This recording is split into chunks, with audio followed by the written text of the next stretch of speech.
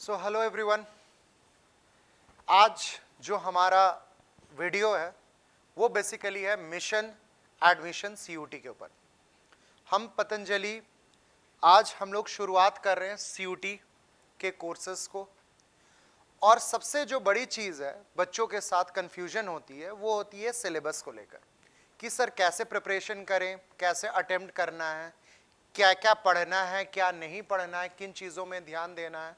तो इन सारे चीज़ों को लेके बहुत सारे स्टूडेंट्स को बहुत सारे डाउट्स होते हैं।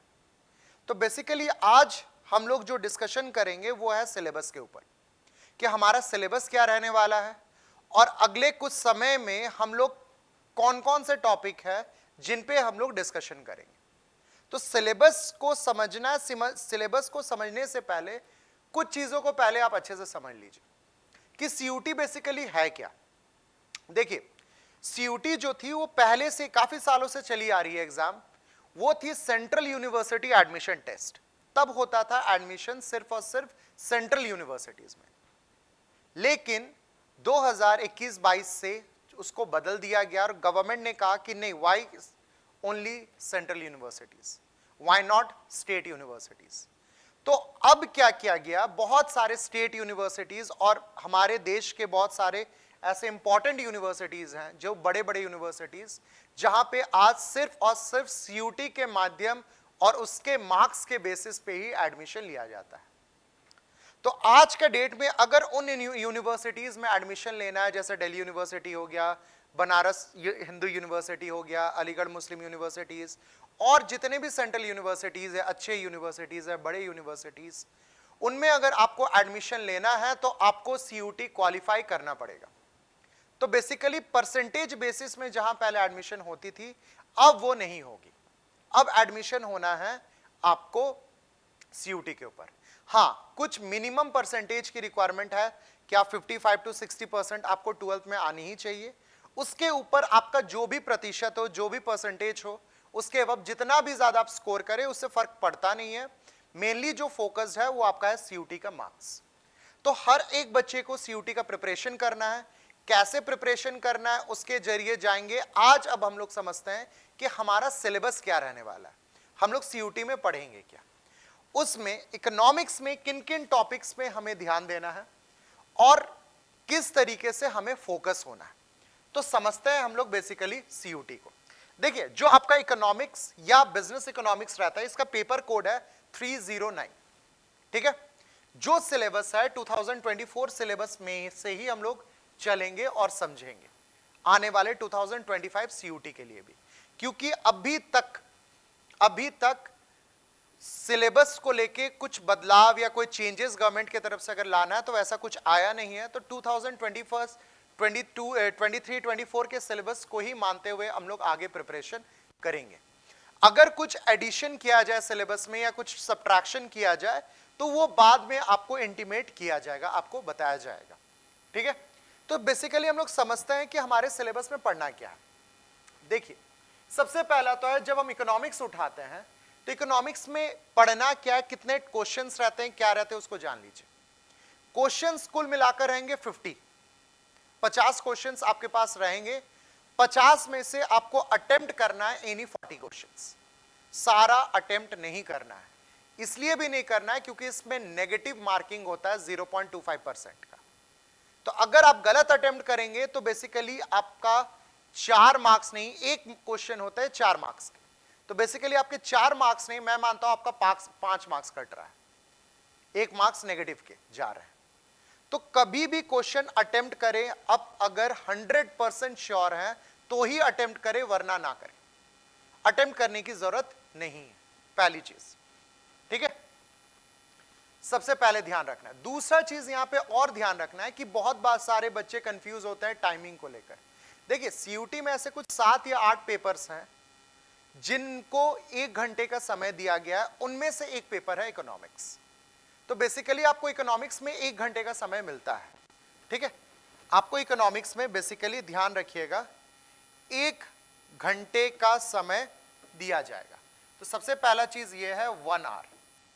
ठीक है, 1 घंटे का आपको समय मिलेगा। 1 घंटे में आपको अटेम्प्ट करने हैं कुछ 40 क्वेश्चंस आउट ऑफ 50।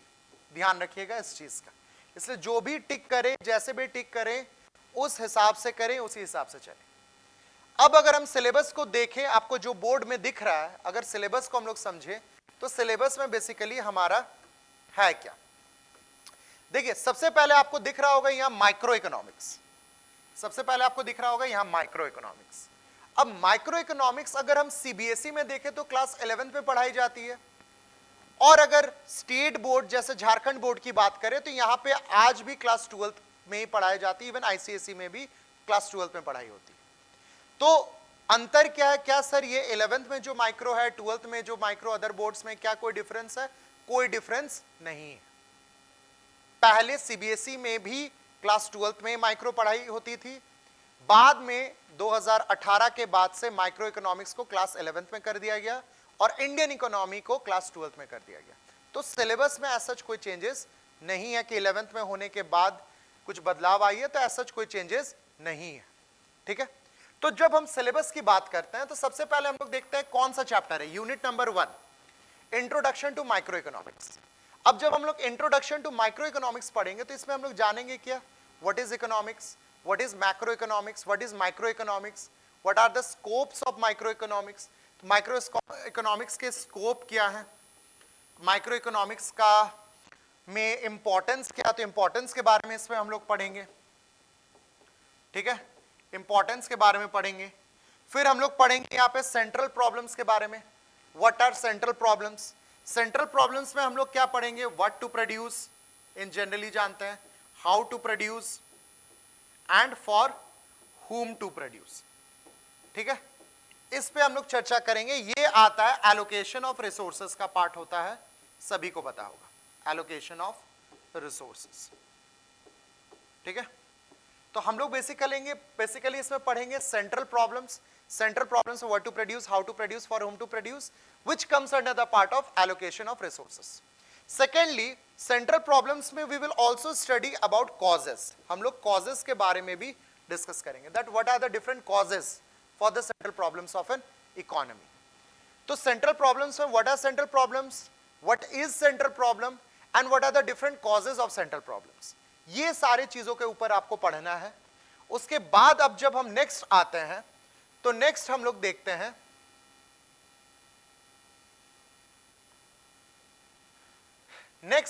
देखते हैं कंज्यूमर बिहेवियर। हाँ, एक बात और, सेंट्रल प्रॉब्लम साथ में प्रोडक्शन पॉसिबिलिटी कर्व के बारे में भी आपको पढ़ना है, opportunity cost, marginal opportunity cost, marginal rate of transformation, इन सारे चीजों के ऊपर भी आपको पढ़ना है। तो ध्यान रखिएगा, आपके सिलेबस में सिर्फ लिखा हुआ है सेंट्रल प्रॉब्लम्स, लेकिन इस सेंट्रल प्रॉब्लम में यहां पे जो आपको सेंट्रल प्रॉब्लम सिर्फ लिखा है, इसके साथ साथ आपको प्रोडक्शन पॉसिबिलिटी कर्व के बारे में भी पढ़ना है। PPC, production possibility curve, shift in PPC, movement along the PPC, इनके बारे में भी आपको पढ़ना है, इनके बारे में भी आपको जानना है। सो मोटा मोटी जो आपका एनसीईआरटी किताब में चैप्टर नंबर 1 है, सारा चीज को आपको डिटेल में देखना है, उससे भागना नहीं है, राइट। उसके बाद जब हम अगर आगे बढ़ते हैं तो नेक्स्ट हमारा जो दिख रहा है वो है मेरा कंज्यूमर बिहेवियर। ठीक है, कंज्यूमर बिहेवियर के अंदर आप जब यूनिट खोलिएगा एनसीईआरटी, तो कंज्यूमर बिहेवियर के अंदर कुल 3 चैप्टर्स आते हैं। There are 3 chapters comes under consumer behaviour. सबसे पहला जो चैप्टर आता है कंज्यूमर बिहेवियर में वो है consumer equilibrium, consumer equilibrium. Second chapter जो इसके अंदर आता है वो है थियरी ऑफ डिमांड, और आखिरी जो है वो है इलास्टिसिटी ऑफ डिमांड,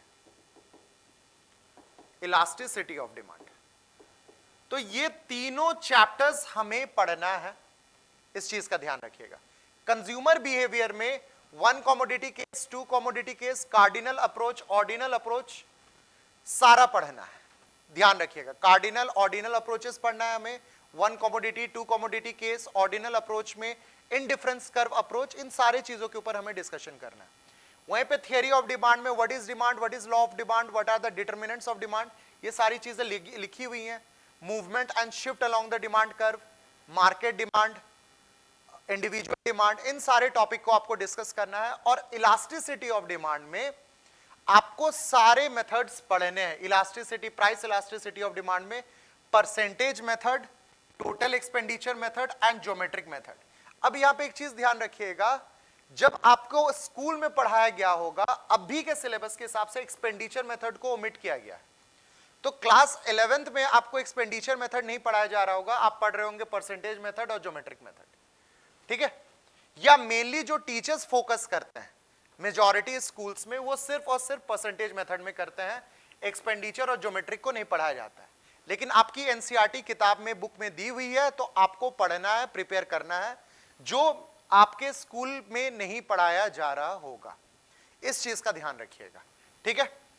आगे बढ़ते हैं, तो क्लास 11th में आपका यही सिलेबस है, इसके अलावा क्लास 11th में आपको और कुछ नहीं पढ़ना है।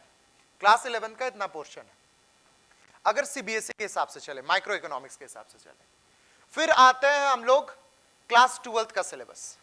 सीबीएसई के हिसाब से दो पार्ट्स में क्लास 12 में बटा हुआ है, एक है मैक्रो इकोनॉमिक्स, एक है इंडियन इकोनॉमी। मैक्रो इकोनॉमिक्स को आप पूरा अगर आप अच्छे से समझे तो कुल मिलाकर 10 चैप्टर्स दिए हुए हैं, टोटल 10 चैप्टर्स, 9 से 10 चैप्टर में पूरा मैक्रो इकोनॉमिक्स बटा हुआ है। तो आपको यहां जानना है, मैक्रो इकोनॉमिक्स में हमको पूरा पढ़ना है, कुछ भी ओमिटेड नहीं है, स्ट्रेट फॉरवर्ड। जो भी एनसीईआरटी किताब में दी हुई है कुछ भी ओमिटेड नहीं है, सारा हमें सीयूटी के लिए पढ़ना है, फुल मैक्रो इकोनॉमिक्स। उसकी शुरुआत होती है इंट्रोडक्शन टू मैक्रो इकोनॉमिक्स से, फिर आता है आपका measurement of national income, measurement of national income, उसके बाद आता है आपको मनी एंड बैंकिंग, ठीक है, यहां पे दिया हुआ है मनी एंड बैंकिंग, मनी का सारा कॉन्सेप्ट्स पढ़ना है, बैंकिंग का सारा कॉन्सेप्ट्स पढ़ना है, ठीक है, कमर्शियल बैंक हो, सेंट्रल बैंक हो, उसके बारे में सारा आपको पढ़ना है, ठीक है। उसके बाद है determination of income and employment. Determination of income employment के अंदर, इस यूनिट के अंदर टोटल 3 चैप्टर्स हैं। कितने चैप्टर्स हैं? 3 चैप्टर्स हैं। कौन कौन से हैं? Aggregate demand and its component है, उसके बाद शॉर्ट रन इक्विलिब्रियम है, determination of short run equilibrium है, और तीसरा है measures to correct excess demand, deficient demand. मतलब ये कॉन्सेप्ट आपका दिया हुआ है, problems of excess demand and deficient demand का कॉन्सेप्ट है। तो ये तीनों यूनिट्स को आपको डिटेल में स्टडी करना है। अगर इसमें से कोई भी पोर्शन आपके स्कूल में ओमिट किया गया हो, लेकिन आपको बोर्ड्स के हिसाब से नहीं चलना है, आपको सीयूटी के हिसाब से चलना है, आपको एनसीईआरटी के हिसाब से चलना है, तो आपको एनसीईआरटी की किताब उठानी है, उसमें हर एक चीज, हर एक पॉइंट डिटेल में पढ़ना है। और लास्ट इसमें जो आपको मैक्रो इकोनॉमिक्स में है वो है गवर्नमेंट बजट पढ़ना है, सारा डिटेल्स, गवर्नमेंट बजट क्या है, उसके कॉन्सेप्ट्स क्या है, ऑब्जेक्टिव्स क्या है, सारे deficits, types of deficits of government budget के बारे में आपको डिस्कस करना है, उसमें भी पढ़ना है। और मेजर्स टू करेक्ट, जो भी इम्प्लीकेशंस एंड मेजर्स के बारे में भी बजट में पढ़ना है, आपको ध्यान रखिएगा। इसके अलावा आपको जो पढ़ना है नेक्स्ट है balance of payment and foreign exchange दोनों। फॉरेन एक्सचेंज आपका मैक्रो की किताब में वो लास्ट, सेकंड लास्ट चैप्टर है, और बैलेंस ऑफ पेमेंट जो है वो लास्ट चैप्टर है। तो फॉरेन एक्सचेंज भी आपको पूरा पढ़ना है, what is foreign exchange, what are the different types of foreign exchange, foreign exchange market, what is fixed exchange rate system, flexible exchange rate system, manage floating का concepts, types of market, spot market, forward market, functions, hedging function, credit function, transfer function, तो सारा कुछ, demand and supply in foreign exchange, ठीक है। इसके अलावा balance of payment, what is balance of payment, what are the different accounts जो balance of payment में बनते हैं, ऑटोनोमस ट्रांजैक्शंस क्या होता है, अकोमोडेटिंग आइटम्स क्या होता है, balanced, unbalanced balance of payment क्या है, डेफिसिट बैलेंस ऑफ पेमेंट क्या है वो। और यहां पे जो एक चीज ध्यान रखना है आपको, जिसमें बहुत सारे बच्चे मिस करते हैं, a brief analysis of recent exchange rates issue. अब जब आप मैक्रो इकोनॉमिक्स और एक्सचेंज रेट्स देखते हो, आपको जो भी रिसेंट इश्यूज है, खासकर एग्जाम होने के लास्ट 4-6 मंथ्स में जो भी रिलेटेड इश्यूज हुए एक्सचेंज रेट को लेकर इंटरनेशनल मार्केट में, ये बुक से हटकर आपको प्रिपेयर करना है। तो हम लोग का रोल यहां भी बढ़ जाता है, आप लोग को सिर्फ बुक के अलावा भी और बहुत सारी चीजों को बताएं और डिस्कस करें। थोड़ा सा फॉरेन रिलेशंस, एक्सचेंज रेट्स में आ जाते हैं, तो बहुत सारी चीजें हैं जिसको हम लोग समझाएंगे, अलग से हम आप लोग को बताएंगे, जो आपके स्कूल में, आपकी किताबों में नहीं दी हुई है, ना एनसीईआरटी में मिलेंगी, ना आपके स्कूल में पढ़ाया जाता। तो ये चीज हो गया आपको पूरा का पूरा मैक्रो इकोनॉमिक्स। इसके बाद जो आपका शुरू होता है वो होता है इंडियन इकोनॉमी या Indian economic development. Indian economic development में जो हम सबसे इंपॉर्टेंट बात आपको कहना चाहते हैं दैट एज पर सीबीएसई के हिसाब से अभी बोर्ड्स में सिर्फ 8 चैप्टर पढ़ाए जा रहे हैं। ये चीज बदलाव हुई है 2022 से। आपकी एनसीईआरटी बुक में there are total 10 chapters, as per NCERT there are total 10 chapters, but boards में सिर्फ और सिर्फ 8 चैप्टर्स आते हैं। बोर्ड में सिर्फ और सिर्फ 8 चैप्टर है। ध्यान रखिएगा, 2 चैप्टर्स को ओमिट किया गया है, लेकिन वो 2 चैप्टर आपके सीयूटी में है, आपको पढ़ना है। देख लीजिए यहां पे, ये जो चैप्टर है पॉवर्टी आपको पढ़ना है, ठीक है, और एक हो गया आपका इंफ्रास्ट्रक्चर आपको पढ़ना है। तो ये 2 जो चैप्टर्स हैं, इन 2 चैप्टर्स को आपको अलग से पढ़ना है, पॉवर्टी एंड इंफ्रास्ट्रक्चर। जो आपके बोर्ड्स, मैं फिर से कह रहा हूं, आपके सीबीएसई बोर्ड के हिसाब से वो ओमिटेड है, लेकिन सीयूटी में आपको पॉवर्टी एंड इंफ्रास्ट्रक्चर आपको पढ़ना है, अलग से आपको प्रिपेयर करना है। इनसे क्वेश्चंस पूछे जाते हैं। तो यहां पे भी हमारा एक रोल आ जाता है, मैं आप लोग को समझाऊंगा, बहुत सारे अदर कॉन्सेप्ट्स भी मैं आपको दूंगा इनके ऊपर, ठीक है। फिर लास्ट आगे बढ़ते हैं, जो लास्ट इसका यूनिट है that is development experiences of India. इसमें हम लोग कंपैरेटिव स्टडी पढ़ते हैं इंडिया, पाकिस्तान, चाइना के बारे में। उसमें बहुत सारे डेटास दिए हुए हैं, economic growth, population, sector wise comparison, HDI index. तो बहुत सारे कंपैरेटिव स्टडीज हैं, उसको समझेंगे, उसको एनालिसिस कैसे करते हैं, इंटरप्रिटेशन कैसे करते हैं, और उसका ऑब्जेक्टिव क्वेश्चन कैसे बनता है, इस चीज में हम लोग आएंगे। देखिए, इंडियन इकोनॉमी, बहुत सारे बच्चों को लगता है कि सर ये बुकिश है, थियोरेटिकल है, इजी है, हो जाता है। लेकिन परेशानी क्या आता है, जब हम लोग ऑब्जेक्टिव क्वेश्चंस बनाते हैं, वहां पे देखा गया है कि बच्चे मैक्रो से ज्यादा इंडियन इकोनॉमी में फंस रहे हैं। तो किस तरीके से अटेम्प्ट करना है, किन किन पॉइंट्स का ध्यान रखना है, कैसे सॉल्व करना है, इन सारे चीजों पे हम लोग 1 बाय 1 आप लोगों के साथ डिस्कशन करेंगे, जिससे कि आपको सीयूटी में परेशानी ना हो। क्योंकि हमें पता है कि हमारा जो सब्जेक्ट है वो 200 मार्क्स का है, तो हम लोग हमेशा से कोशिश करेंगे कि 200 में 200 आप स्कोर कर सके, 40 के 40 क्वेश्चंस आपके सही हो। क्योंकि अगर आपको अच्छे कॉलेज जाना है, टॉप मोस्ट कॉलेजेस में एडमिशन लेना है, तो एवरेज 800 मार्क्स, अगर दिल्ली यूनिवर्सिटी की बात करें, तो 800 स्कोर देखता है। और अगर आपको टॉप 10 कॉलेज जाना है तो you have to score more than 730 या 740 प्लस, ठीक है। इतना स्कोर आपको करना पड़ेगा। जनरल कैटेगरी के हिसाब से हम चले, ओबीसी के कैटेगरी के हिसाब से 10 मार्क्स कम, और अगर शेड्यूल ट्राइब, शेड्यूल कास्ट है तो करीब 40-50 मार्क्स का आपको ग्रेस मिल जाता है। तो कुल मिलाकर आपको 750-800 तक स्कोर करना है। इसीलिए सिर्फ बोर्ड्स को ही नहीं सोचना है, बोर्ड्स इंपॉर्टेंट है, लेकिन बोर्ड्स के साथ साथ पैरेलली अगर हम कहें तो सीयूटी इंपॉर्टेंट है, इवन और ज्यादा इंपॉर्टेंट है। इसलिए जो भी बच्चे जुड़ना चाहते हैं जल्द से जल्द जुड़े, सो दैट कि समय रहते हमारा सिलेबस कवर अप हो जाए। हम लोग टेस्ट सीरीज चलाएंगे, कैसे क्वेश्चंस को अटेम्प्ट करना है वो बताएंगे, और कहां अटेम्प्ट नहीं करना है वो भी हम समझाएंगे, क्या पढ़ना है वो बताएंगे, क्या नहीं पढ़ना है वो भी हम लोग बताएंगे। सो उम्मीद करते हैं सिलेबस का ब्रीफ एनालिसिस आपको समझ में आया है। मोटा मोटी एक चीज आपको ध्यान रखना है कि सीबीएसई के हिसाब से पूरा मैक्रो इकोनॉमिक्स एनसीईआरटी का आपको पढ़ना है, पूरा इंडियन इकोनॉमी एनसीईआरटी के हिसाब से पढ़ना है, इररेस्पेक्टिव ऑफ बोर्ड्स में क्या ओमिटेड है, क्या ओमिटेड नहीं है, इससे कोई मतलब नहीं है, आपको पूरा पढ़ना है। और माइक्रो इकोनॉमिक्स में एक यूनिट है, कुल मिलाकर 4 चैप्टर्स हैं, उन 4 चैप्टर्स को हमें कवर करना है। तो 12th प्लस 11th के कुछ टॉपिक है, उसको कवर करेंगे। ये पूरा पोर्शन है आपका सीयूटी में। मेरा स्टूडेंट से एक ही सजेशन है कि एनसीईआरटी को स्ट्रिक्टली फॉलो करें जो बच्चे प्रिपेयर कर रहे हैं, और क्वेश्चंस उसी अकॉर्डिंग बनाएं। सीबीएसई के बोर्ड्स के अलावा भी कुछ सारी चीजें जो आपको एडिशनल प्रिपेयर करने पड़ेंगे सीयूटी के लिए, क्योंकि कट ऑफ्स भी काफी हाई जा रहे हैं, लाखों बच्चे एडमिशन्स के लिए बैठ रहे हैं। तो जल्द से जल्द जुड़िए, एडमिशन्स लीजिए, और हम लोग फिर इसके टॉपिक पे आएंगे। सो थैंक यू एवरीवन, सबको जुड़ने के लिए, और यही है हमारा आज का सिलेबस। So thank you.